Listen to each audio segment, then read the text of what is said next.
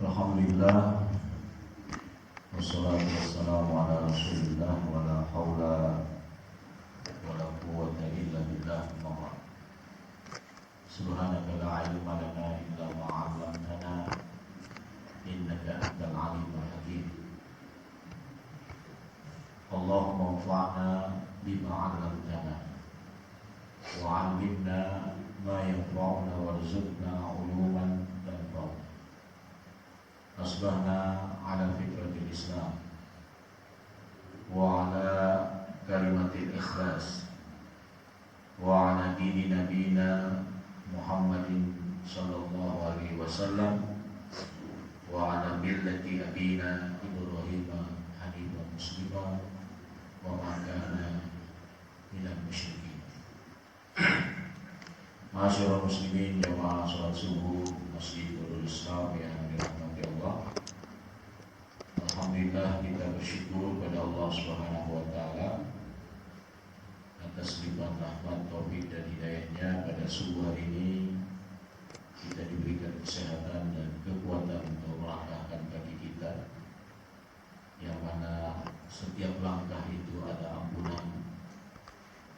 Langkah berikutnya diangkat derajat kita di sisi Allah, begitu seterusnya sampai kita hadir di masjid ini melaksanakan ibadah sholat, ibadah yang utama, yang pertama kali nanti akan dihisab.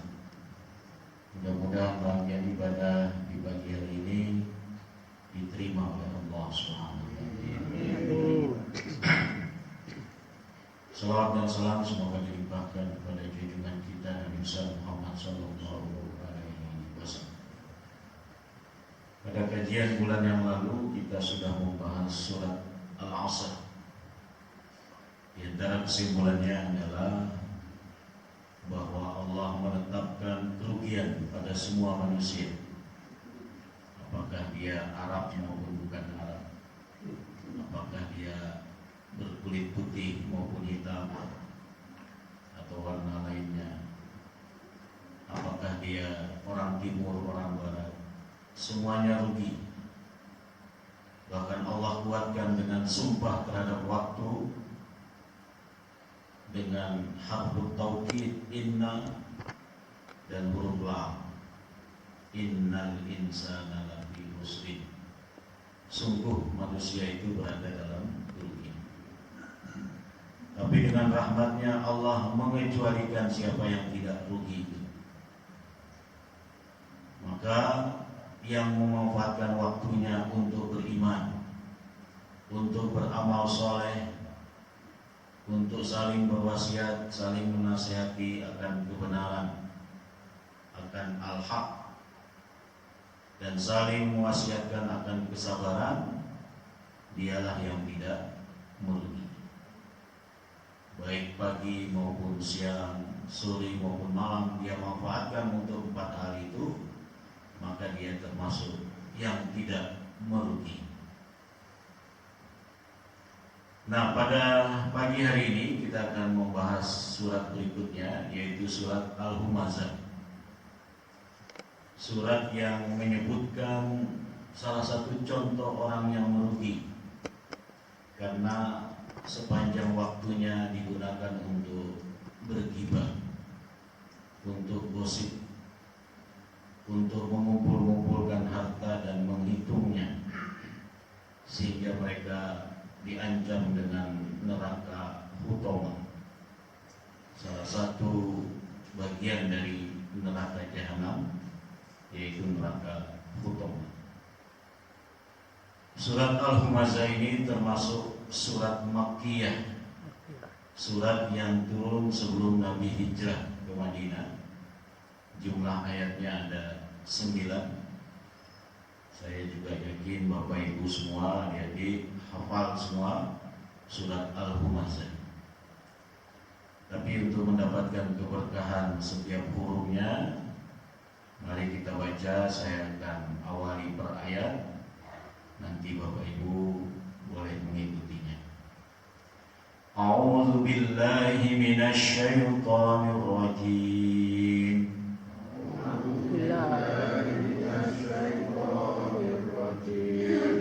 Bismillahirrahmanirrahim. Bismillahirrahmanirrahim. Bismillahirrahmanirrahim. Wailul likulli humazatil lumazah. Wailul likulli humazatil lumazah. Alladzi jama'a malan wa 'addadah. Alladzi jama'a malan wa 'addadah. Yahsabu anna malahu akhradah. Yahsabu anna malahu akhradah. Kalla layunbadanna fil hutamah.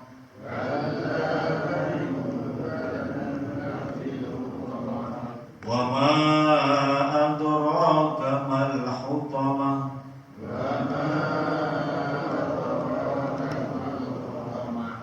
Narullahil muqadah.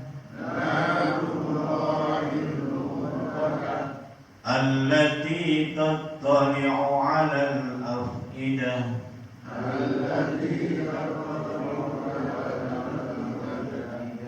Innaha 'alaihim muqsadah.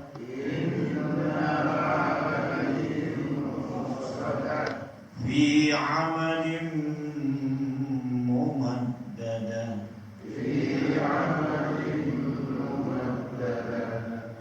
Inilah surat Al-Humazah.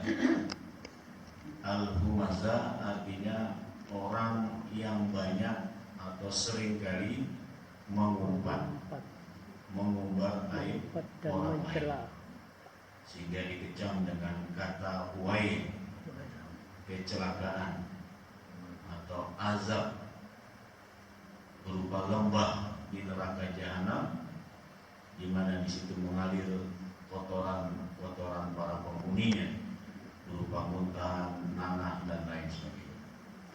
Baik, kita akan baca dulu makna kosakatanya dari beberapa kata yang dicantumkan dalam tafsir Aisar Tafsir li Kalamil Aliyil Kabir yang ditulis oleh Syekh Abu Bakar Jabir Al-Jazairi. Dia juga menulis kitab Minhajul Muslim. Wailul likulli humazatil lumazah. Celaka bagi setiap orang yang sering mencela dan mengumpat. Kalimatun yatlubu bihal azab. Kata wail itu adalah kata yang menuntut adanya azab. Di dalam Al-Quran, surat yang diawali dengan wail hanya dua, surat Al-Humazah dan surat Al-Mutaffifin. Wailul lil mutaffifin. Celakalah orang yang curang dalam berdagang. Nah, nanti di situ dijelaskan apa itu mutaffifin pada ayat berikutnya. Atau wawadun fi jahannam, lembah di neraka jahanam, arena siksaan. Jadi wail itu dianggap sebagai arena siksaan, seakan-akan didoakan bagi setiap yang sering mengumpat dan mencela. Al-Humazah dan Lumazah itu akan masuk ke dalam arena itu. Waliyahzubillah. Kita berlindung kepada Allah. Al-Humazah kathirul hamz. Jadi kata Al-Humazah ini orang yang sering kali. Jadi ini bentuk superlatif ya, artinya sangat sering melakukan aktivitas untuk mengumbar aib orang lain. Karena kalau sekali-sekali kemudian menyadari kesalahannya, itu tidak termasuk dalam kecaman ayat ini. Wal lumazah kadzalika wa hum at-ta'anuna al-muzhiruna al-uyub lil ibsan. Jadi baik humazah maupun lumazah, mereka adalah orang yang selalu menampakkan aib orang lain untuk menunjukkan kerusakan, keburukan. Ya, bisa itu dalam bentuk ghibah, bisa itu dalam bentuk mencelanya dan lain sebagainya. Nanti kita akan lihat perbedaan antara humazah dan lumazah. Kemudian ada kata jama'a malam wa'addada, mengumpulkan harta dan menghitung-hitungnya. Ai ahsahu wa'addahu li hawadisid dahan. Dia hitung-hitung hartanya dan dia siapkan untuk kepentingan-kepentingan kehidupan duniawi. Bahkan mungkin dia persiapkan untuk 7 keturunan dia. Yahsabu anna malahu akhlada. Dia mengira bahwa hartanya mengekalkan hidupnya. Ay yaj'aluhu khalidan fil hayat la yamut. Jadi ada orang mengira dengan hartanya hidupnya lebih lama. Dia bisa berobat sesuai dengan yang diinginkan kalau sakit. Dia bisa membeli makanan atau apapun yang membuat hidupnya lebih sehat, lebih panjang. Ini orang karena sudah merasa punya segalanya, seakan-akan dia ingin hidup lebih lama. Padahal kematian sudah ditentukan oleh Allah, bukan atas dasar kekayaan. Ada orang kaya lebih dulu mati, ada juga orang miskin lebih dulu mati. Ada terlihat sehat kemudian mati, ada terlihat sakit belum mati-mati. Artinya kematian itu misteri. Hanya Allah yang tahu kapan dan di mana tempat seseorang mati. Kemudian kalla ai laisal amru kama yazum wa yazun. Tidak demikian sebagaimana yang mereka kira, bahwa hartanya itu mengekalkan hidupnya. Tidak benar demikian. Layum badanna, benar-benar akan dilemparkan. Jadi ada dua penguatnya, ada huruf lam di depan, ada nun taukid di belakang. Dalam bahasa Arab itu sangat menguatkan bahwa pasti dan pasti mereka akan dilempar. Kemana dilempar? Layat rohanna fil hutomah, akan dilempar ke neraka hutomah. Sudah tentu kalau tidak bertobat sampai wafatnya. Tapi kalau bertobat, insya Allah Allah Maha Pengampun, penerima taubat. Fil hutomah ay annar allati tuhtamu kullu ma yulqa fiha. Jadi dinamakan neraka hutomah karena semua yang dimasukkan ke dalam neraka itu dilumatnya oleh api yang menyala-nyala di dalam neraka tersebut.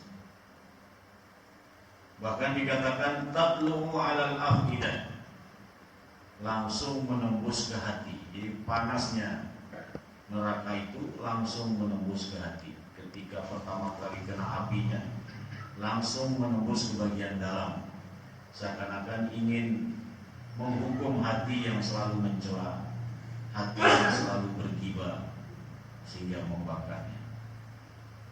Tashrufu 'alal qulub wa tuhrikuha. Jadi biasanya kalau dibakarkan yang panas luarnya dulu, kemudian merambat ke bagian dalam. Tapi neraka utama ini dikatakan tatlu'u 'alal afidah, langsung menembus ke dalam hati, seakan-akan ingin menghukum hati yang menjadi sumber mencela orang lain, mengumbar aib orang lain. Muqsadah ay mughlaqah mutabbaqah. Mereka yang disiksa dalam neraka utama itu tertutup, tidak bisa keluar dari dalam. Ini menunjukkan beratnya siksaan di dalam neraka utama. Fi amalin mumaddadah ay yu'adzabun fin nar bi aqmidatin mumaddadah. Mereka diazab dalam keadaan terikat di tiang-tiang yang panjang. Ini juga menunjukkan kengerian azabnya. Jadi sudah langsung menembus ke dalam hati, dalam keadaan tertutup, tidak mungkin bisa keluar, dan terikat di tiang-tiang yang kokoh dan panjang. Baik, para jamaah yang dirahmati oleh Allah, kita masuk pada penjelasan tafsirnya. Qauluhu ta'ala wailul likulli humazatil lumazah. Firman Allah, celakalah atau neraka wail bagi mereka yang setiap orang yang sering kali mencela dan mengumpat. Jadi di sini ada kata likulli. Kalau saya katakan orang-orang di perumahan BCT Muslim datang ke masjid, kira-kira semuanya datang atau tidak? Tidak. Tapi kalau dikatakan setiap Muslim di BCT datang ke Masjid Nurul Islam, datang semua atau tidak? Dengan adanya kata setiap. Nah, ini menunjukkan bahwa setiap orang yang sering mengumpat pasti akan celaka atau diancam dengan azab neraka wail tadi atau neraka hutamah dalam penjelasan ayat berikut. Yatawa'adu Rabbu tabaraka wa ta'ala biwadin fi jahannam. Allah mengancam dengan lembah di neraka jahanam, yasilu bisodidi ahlinna wa kuyuhihim, di mana di lembah itu mengalir nanah para penghuninya, mengalir muntahan-muntahan mereka. Jadi dari situ mereka makan, mereka minum. Siapa yang diancam? Kullahu mazatin lumazah. Semua yang suka dan sering mengumpat atau mencela. Di sini ada catatan kaki. Catatan kaki yang pertama diletakkan di ayat pertama. Qala Ibnu Abbas, hum al-masya'una bin namimah, al-mufsiduna bainal ahibbah, al-baguna lil barra'il aib. Yang dimaksud dengan humazah dan lumazah adalah mereka yang terus-menerus selalu bergerak untuk mengadu antara satu dengan yang lain. Namimah, dalam hadis Nabi, tidak akan masuk surga namam, la yadkhulul jannata namam, orang yang suka mengadu domba, yang merusak persaudaraan, merusak kasih sayang antara seseorang dengan yang lainnya, yang mencari kesalahan-kesalahan dan aib orang lain. Kalau di dalam surat Al-Hujurat itu seperti memakan bangkai saudaranya. Nah, ini kecamannya berbeda. Kemudian qala Atha bin Abi Rabah al-humadza alladzi yaqtab wa yat'an fi wajhir rajul. Yang dimaksud dengan humaza, orang yang mencela orang lain di hadapannya, itu namanya humaza. Wal lumaza alladzi yaqtab min khalfihi idza ghaba. Kalau lumaza itu mencela saat orangnya tidak ada. Itu salah satu perbedaannya. Jadi kalau humaza itu orangnya ada di depannya, kalau lumaza itu orangnya tidak ada di sekitarnya, gaib. Ada juga yang membedakan kalau humaza itu dengan gerakan. Jadi menghina dengan gerakan sehingga orang lain tertawa. Ada enggak yang seperti itu? Mencela orang lain, mengikuti gayanya, tapi maksudnya ya menghina dia. Sedangkan lumaza itu dengan kata-kata, dengan lisan. Ada juga sebenarnya al-gomzu. Al-gomzu itu dengan kerlingan mata, tapi maksudnya mencela. Dalam surat Al-Mutaffifin itu orang-orang kafir seringkali mencela orang mukmin kalau kembali ke rumahnya. Wa idza marru bihim yatawammun. Jadi orang kafir saling mencela dengan menggunakan isyarat mata, mencela orang mukmin kalau orang mukmin itu berjalan di hadapan mereka. Nah, kira-kira gimana gambarannya? Ya isyarat mata saja. Itu maksudnya juga mencela. Jadi kalau humazah itu dengan tangan, lumazah itu dengan lisan, al-gomzu atau gumazah dengan mata, isyarat mata. Tapi dalam al-humazah ini tidak disebutkan kata al-gomzunya. Kemudian perbedaan lain, kalau humazah itu dengan gerakan-gerakan, misalnya tangan, kaki, badan dan lain sebagainya, sedangkan lumazah dengan kata-kata. Ada juga di antara para ulama yang menyamakan humazah ya lumazah, lumazah ya humazah. Tapi yang lebih rajih adalah yang membedakan antara humazah dengan lumazah. Apapun perbedaannya, apakah humazah tadi langsung mencela di depannya sedangkan lumazah mencela di belakangnya, atau humazah dengan gerakan, lumazah dengan kata-kata, itu mengandung perbedaan, tidak sama antara humazah dengan lumazah. Karena menurut kaidah tafsir, kalau ada dua kalimat ada makna perbedaannya, kemudian ada yang berpendapat sama dan samanya itu untuk menguatkan, maka yang dikedepankan yang maknanya beda, yang maknanya beda sehingga luas makna Al-Quran ini. Baik, kullu muktabin ayyabin mimman yamshuna bin namimah, semua yang menggibah, semua yang menampakkan aib orang lain, yang selalu bergerak untuk mengadu domba. Wa yabghuna lil barra'il aib, mereka selalu mencari kekurangan-kekurangan atau aib orang lain, padahal aibnya sendiri dia tidak lihat.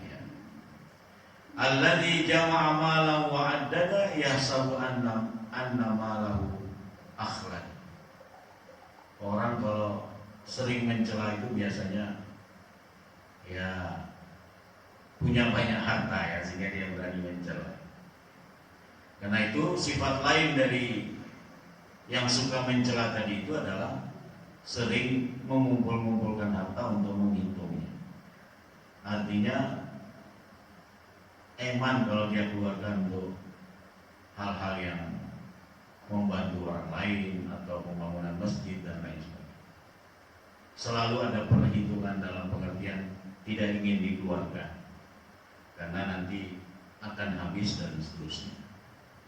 Padahal harta kita yang sesungguhnya adalah harta yang kita keluarkan di jalan-jalan Allah. Karena yang kita makan ya nanti akan jadi kotoran, yang kita belikan pakaian, yang kita kenakan suatu saat akan rusak. Jadi harta yang paling utama yang nanti menjadi bekal kita di akhirat adalah yang kita keluarkan di jalan-jalan yang diridhoi oleh Allah Subhanahu wa taala. Hadza wasfun akhar li tilkal humazah al-lumazah. Jadi sifat lain dari mereka yang sering mencela tadi adalah selalu mengumpul-ngumpulkan harta dan menghitungnya serta menganggap bahwa hartanya akan mengekalkan hidupnya. Wa huwa annahu jama'a malan katsiran min haramin wa halalin. Dia kumpulkan harta tidak peduli halal atau haram. Padahal harta itu nanti di akhirat ditanyakan dua pertanyaan sebagaimana surat At-Takatsur yang kita bahas 2 bulan yang lalu. Tsumma latus'alunna yauma idzin amin. Nah, khusus harta pertanyaannya dua. Min aina iktasabahu wa fima anfaqahu. Dari mana hartanya dia peroleh, halal atau tidak, dan untuk apa dia keluarkan, diridhoi oleh Allah atau tidak. Di pertanyaan tentang harta ini dua. Wa'addadahu ay ahsahu wa arafa miqdarahu. Selalu dihitung-hitung, selalu tahu jumlah hartanya. Seakan-akan hartanya itu diletakkan di hatinya, di pikirannya, tidak di tangannya. Jadi kalau mau mengeluarkan itu agak berat, karena di hatinya selalu mikirin jumlah hartanya. Wa'addahu li hawadisid dahr kama yaz'am. Dan dia siapkan hartanya itu untuk kehidupan bertahun-tahun, sebagaimana yang diyakini bahwa dengan banyaknya harta hidupnya lebih lama, hidupnya lebih kekal. Jadi kata a'addahu itu bisa mempunyai tiga makna: menghitung-hitung, mempersiapkan, dan juga memvariasikan. Sudah punya mobil ini, ingin beli mobil ini, padahal sebenarnya tidak terlalu dibutuhkan, ya hanya untuk koleksi dan lain sebagainya. Atau sudah punya rumah di sini, ingin rumah di sana, dan seterusnya. Jadi termasuk wa'addahu. Yahsabu anna malahu akhlada, ay yazun annahu la yamut li kathrati amwalihi. Yang mengira bahwa dia tidak akan mati karena banyak hartanya. Wa mata kana al-mal yunji minal maut. Kapan harta itu bisa menyelamatkan seorang dari maut, dari kematian? Innahul gurur fil hayat. Harta itu adalah tipuan dalam kehidupan ini. Lau kana al-mal yukhladu ahadan la akhlada Qarun.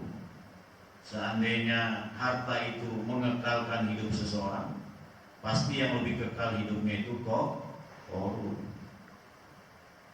Qarun pada zaman Nabi Musa diceritakan dalam Al-Quran untuk pelajaran. Bahkan Qarun ini meninggalnya gimana? Dibenamkan oleh Allah bersama seluruh harta benda. Karena dia mengira hartanya itu atas kemampuan ilmu bisnisnya. Innama utituhu ala ilmin indi. Ketika Nabi Musa menyuruh utusan untuk meminta zakat, Qarun tidak mau memberikan. Padahal dulu Qarun orang miskin dan sering ikut kajian-kajian Nabi Musa. Tapi setelah Allah titipkan harta, dia mulai menjauh. Imam harta ini seringkali menghalangi orang untuk datang ke masjid dan seterusnya. Wa qauluhu ta'ala kalla, tidaklah demikian. Tidak benar bahwa harta itu mengekalkan hidup seseorang. La yukhliduhu maluhu. Harta tidak akan mengekalkan seseorang. Bal wa izzatina wa jalalina la yumbadanna ay yutrahanna fil hutama. Bahkan kalau dia terus-menerus seperti itu, terus-menerus mencela, terus-menerus menghitung-hitung harta bendanya, bahkan mengira dengan banyaknya harta itu akan panjang hidupnya, dia pasti akan dilemparkan dengan cara yang kasar, dengan cara yang hina ke dalam neraka hutama. Waliyahillah, kita berlindung pada Allah dari dilempar. Apa itu neraka hutama? An-nar al-musta'irrah allati tahtumu kullama yulqa fiha. Api yang menyala-nyala, yang langsung melumat semua yang dilemparkan ke dalamnya. Karena itu ada pertanyaan, wa ma adraka mal hutama? Tahukah kalian apa itu neraka hutama? Jadi pertanyaan ini untuk menguatkan dahsyatnya, ngerinya siksaan di dalam neraka hutama. Hadzal istifham li ta'zimi amriha wa tahwili sya'niha. Jadi pertanyaan wa ma adraka mal hutama? Tahukah Anda wahai Rasul, karena yang menerima wahyu ini adalah Nabi Muhammad, apa itu neraka hutama? Dimaksudkan untuk memberi kesan betapa dahsyatnya betapa ngerinya siksaan di neraka utama. Wa bayyanaha ta'ala biqaulihi narullahil muqadah. Kemudian Allah jelaskan apa itu neraka utama. Jadi biasanya kalau dalam Al-Quran itu ada wama adroka, ada penjelasan di ayat berikutnya. Misalnya Al-Qari'ah, wama adroka mal-Qari'ah. Nah, nanti ada penjelasannya apa itu. Yauma yakunun nas kal farashil mabthus wa takunul jibal kal ihnil manfus. Begitu juga wama adraka ma lailatul qadar, dijelaskan di ayat berikutnya. Lailatul qadri khairum min alf syahr. Semua yang ada kata wama adraka umumnya dijelaskan dalam ayat-ayat berikutnya. Nah, begitu pula dengan neraka hutama. Yang pertama Allah jelaskan bahwa neraka hutama itu narullah, apinya Allah. Jadi kalau sudah dinisbahkan kepada Allah itu menunjukkan kedahsyatan. Di dalam Al-Quran banyak sesuatu yang dinisbahkan pada nama Allah. Misalnya ontanya Nabi Soleh itu ya, yang menjadi mukjizat Nabi Soleh. Naqatullah, ya, Naqatullah. Padahal semua onta juga milik Allah. Tapi ada keistimewaan terhadap onta yang disebut dalam Al-Quran sebagai Naqatullah itu, yang menjadi mukjizat Nabi Soleh. Karena onta itu tidak lahir seperti biasa. Dia keluar dari batu besar sebagai tantangan kaumnya untuk membuktikan kenabian. Jadi mereka menantang Nabi Soleh, kalau anda benar Nabi, coba keluarkan dari batu besar ini onta. Bahkan mereka menentukan jenisnya, harus onta betina, dan onta itu dalam keadaan hamil, dalam keadaan bunting, dan harus keluar jam sekian. Bayangkan, ya, itu kan perbuatan Tuhan. Nabi Soleh kan juga seorang manusia, tapi Nabi Soleh kemudian berdoa, dan apa yang diisyaratkan, diinginkan oleh kaumnya terpenuhi, tapi tetap juga tidak mau beriman. Bahkan mereka kemudian menyembelih onta tersebut, sehingga turunlah azab Allah kepada kaum Samud, kaumnya Nabi Soleh. Jadi yang pertama, neraka utama itu nerakanya Allah, apinya Allah yang menyala-nyala. Al-Musta'ira al-Muta'ajjijah. Jadi api yang menyala-nyala menunjukkan panas. Secara umum dalam hadis Nabi, panasnya api di neraka itu 70 kali dari panasnya api di dunia. 70 kali ya, 2 kali saja sudah sangat panas, apalagi 70 kali. Kemudian yang kedua disebutkan allati tattali'u 'alal afidah, yang mana langsung menembus ke dalam hati. Ay tashrafu 'alal qulub wa tuhriquha, sehingga membakar hati. Yang keempat dikatakan innaha 'alaihim, yang ketiga innaha 'alaihim muqsadah, dan mereka yang disiksa dalam neraka utama itu, api itu menutupi mereka. Ay innan nar 'ala ulaikal hammazin al-lammazin mutabbaqah mughlaqatul abwab. Jadi api itu menutupi mereka sehingga tidak mungkin bisa keluar.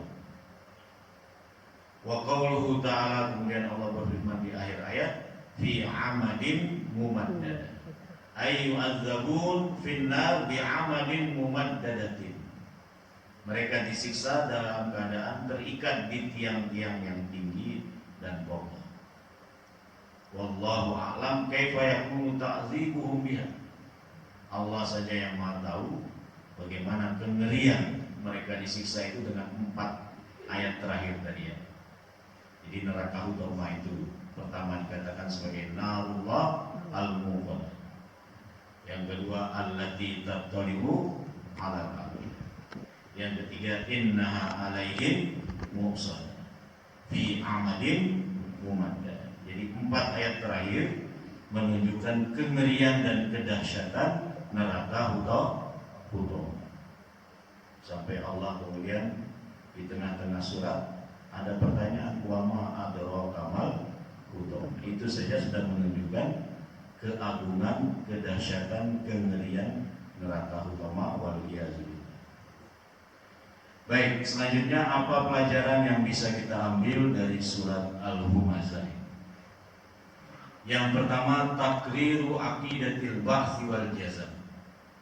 Peneguhan kepastian akan adanya kebangkitan dan pembalasan. Buktinya ada neraka utama.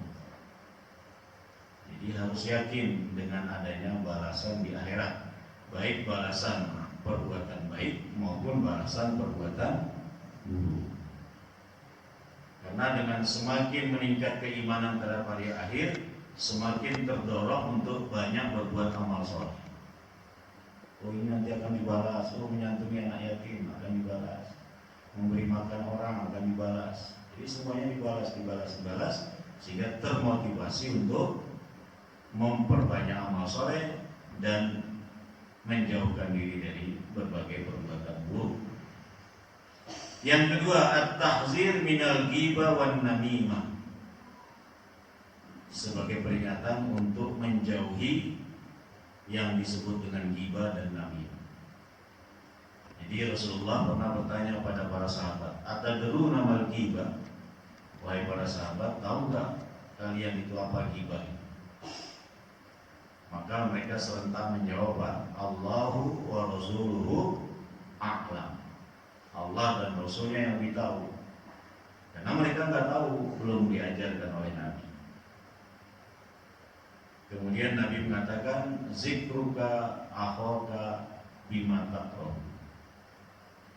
Menggibah itu kamu menyebut tentang saudaramu yang dia tidak suka. Jadi itu adalah ghibah, menyebutkan seseorang tentang sesuatu yang dia tidak suka.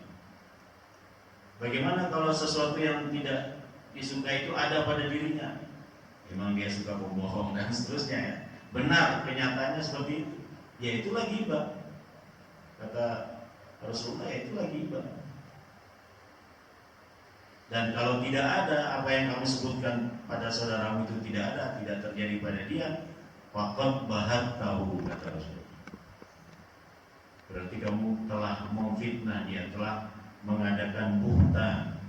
Buhtan itu kebohongan besar terhadap seseorang, di mana tidak sesuai dengan faktanya tapi disebutkan. Nah, itu namanya buhtan. Dalam bahasa Indonesia kita sering menyebut fitnah. Sebenarnya dalam bahasa Al-Quran fitnah itu lebih pada ujian. Tapi ketika menjadi bahasa Indonesia, fitnah itu kan apa? Menyebutkan sesuatu yang bukan pada faktanya untuk menuju seseorang. Itu dalam bahasa agamanya buhtan. Makanya Rasulullah mengatakan, kalau tidak ada apa yang kamu sebutkan terhadap saudaramu yang tidak dia suka itu, kalau tidak ada kenyataannya, maka itu namanya faqad bahat tahu. Kamu telah membuat sesuatu yang disebut dengan buhtan, kebohongan besar. Jadi walaupun pada kenyataannya seperti itu, nggak usah diomongkan. Kita tutup saja aib saudara kita. Karena siapa yang menutup aib saudaranya, insya Allah Allah akan menutup aib dia. Ya kecuali untuk keperluan pengadilan, ya. Untuk bersaksi di hadapan hakim misalnya, ya harus disebutkan apa yang sebenarnya terjadi. Nah itu boleh bergibah di depan hakim karena, atau di depan polisi karena harus mengumpulkan bukti-bukti dan seterusnya, atau untuk memperbaiki yang bersangkutan supaya tidak mengulang-ulang, ya, menasehati dalam rangka menasehati. Jadi ada yang dibolehkan, ya. Cuman kalau untuk maksud memutuskan hubungan silaturahim, untuk masuk merendahkan, nah itu sebaiknya tidak dilakukan. Karena kalau itu sering terjadi, maka masuk kategori humazah atau lumazah. Yang ketiga, at-tandid minal muhtarin bil amwal al-mu'jabina biha. Kecaman terhadap yang tertipu dengan harta dunia, yang selalu kagum dengan harta yang dimiliki. Jadi harusnya pandangan seorang muslim harta itu titipan Allah. Allah. Bisa sewaktu-waktu Allah ambil semua, bisa bertahap. Misalnya dengan sakit harus berobat mahal dan seterusnya, hartanya habis. Padahal sebelumnya hartanya banyak. Jadi kalau menyadari bahwa harta itu sebagai salah satu cara Allah menguji hambanya, maka dia akan menyadari. Karena ada orang yang mengira dengan diberikan banyak harta dianggap dirinya mulia. Sebagaimana surat Al-Fajr itu, fa ammal insan iza mabtalahu rabbuhu fa akramahu wa na'amahu wa yaqulu rabbi akramah. Ada manusia ketika diuji dengan dibanyakkan hartanya, diberi nikmat harta yang banyak, dia mengira Tuhanku telah memuliakan. Jadi dia anggap hartanya sebagai bentuk pemuliaan dari Allah. Sebaliknya ada yang mengira kemiskinannya itu sebagai kehinaan dari Allah. Wa amma idza mabtalahu fa qadara alaihi rizqahu wa yaqulu rabbi ahana. Jadi disempitkan rezekinya, walaupun sudah kerja siang malam, ikhtiarnya luar biasa, tapi tetap perolehan rezekinya tidak banyak, sehingga dia tidak menjadi orang kaya. Dia mengira Tuhanku telah menghinakanku dengan kemiskinan. Dibantah oleh Al-Quran, kala tidak demikian. Jadi kaya tidak identik dengan mulia, miskin tidak identik dengan hina. Mulia tolak ukurnya adalah ketakwaan. Kalau takwa, apakah dia kaya ataupun miskin, dia akan mulia di sisi Allah. Jadi tolak ukurnya bukan kaya, hina tolak ukurnya bukan miskin. Yang terakhir, yang keempat, bayanu syiddati adzabin nar wa fadha'ati.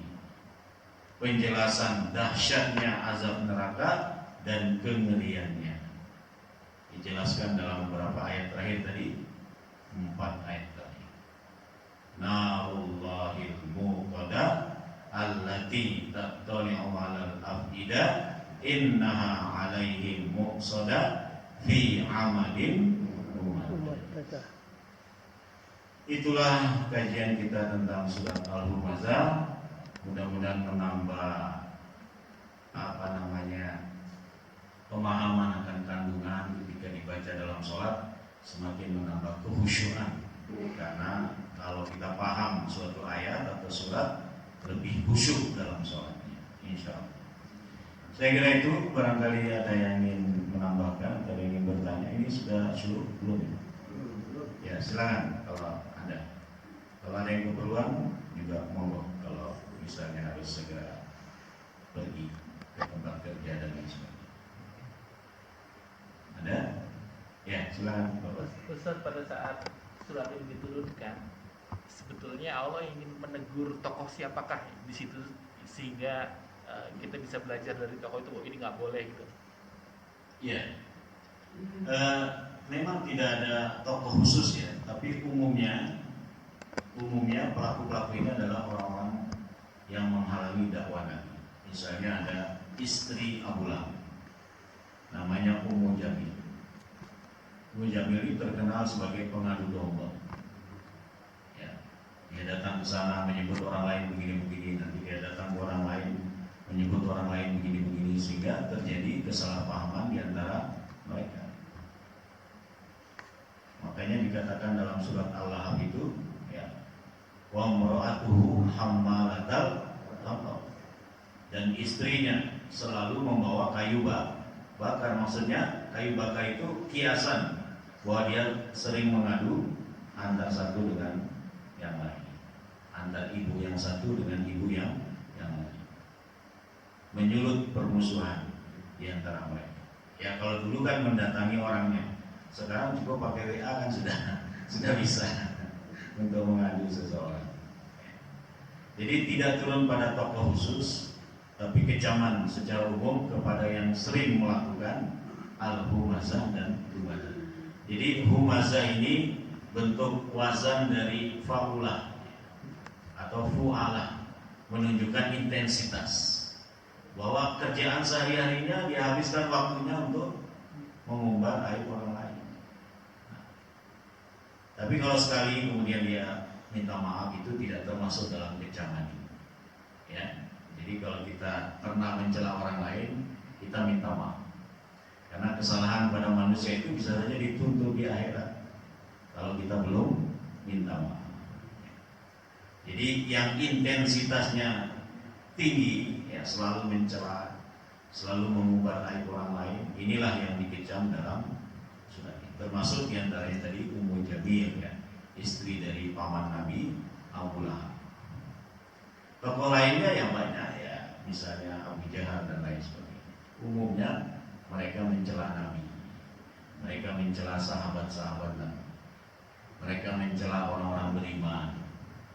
Seperti dalam surat Al-Mutaffifin tadi, dengan kerlingan saja mereka cela, dengan kerlingan mata saja mereka cela, ya, apalagi dengan tindakan yang lain. Saya kira Allah. Ada lagi? Cukup? Ya, mudah-mudahan Allah lindungi kita dari sikap al-humazah dan al-humazah ini, dan Allah lindungi kita juga dari neraka al-hutamah. Allahumma amin. Terima kasih atas perhatiannya, mohon maaf atas segala kekurangannya. Kita akhiri dengan doa kafaratul majlis. Subhanallahumma wa bihamdika, asyhadu an la ilaha illa anta, astaghfiruka wa atubu ilaik. Kita lanjutkan insyaallah tahun depan dengan surat Al-Fil. Assalamualaikum warahmatullahi wabarakatuh.